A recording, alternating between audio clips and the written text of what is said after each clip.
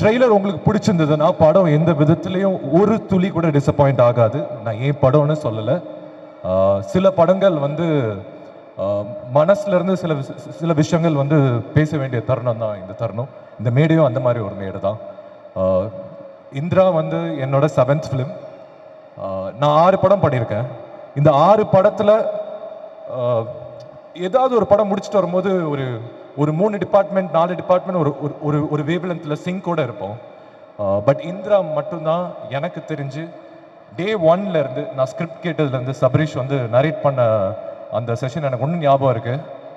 நான் எஸ் சொன்ன தருணத்துலேருந்து இர்ஃபான் பிரதர் தான் அந்த ஸ்கிரிப்ட் எடுத்துகிட்டு வந்தார். அன்னைக்கு ஆரம்பிச்சது இந்த படம்.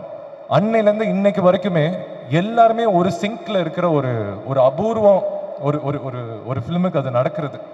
அது டைரக்டர் சபரீஷ்ல ஆரம்பிச்சு, அஜ்மல் மியூசிக் டைரக்டர்ல ஆரம்பிச்சு, producer Irfan sir, Jafar sir, எல்லாருமே. அதுக்கப்புறம் வந்த ஆர்டிஸ்டும் அந்த மாதிரி தான் அமைஞ்சது.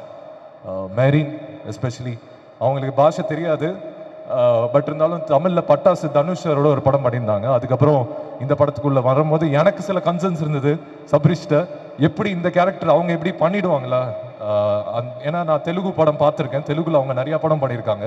அவங்க எப்படி சபரீஷ் இது புல் பண்ணிடுவாங்களா? இது ரொம்ப இன்டென்ஸ்டான கேரக்டர், அவங்க பண்ணதே இல்லையே அப்படின்னு கேட்கும்போது, இல்லை ப்ரோ பண்ண வச்சிடலாம் அப்படின்னாரு. அண்ட் நான் நினச்சி பார்க்கல, அவங்க பர்ஃபார்மன்ஸ் வந்து ரொம்ப ரியலிஸ்டிக்காக அமைஞ்சிருக்கு இந்த படத்தில்.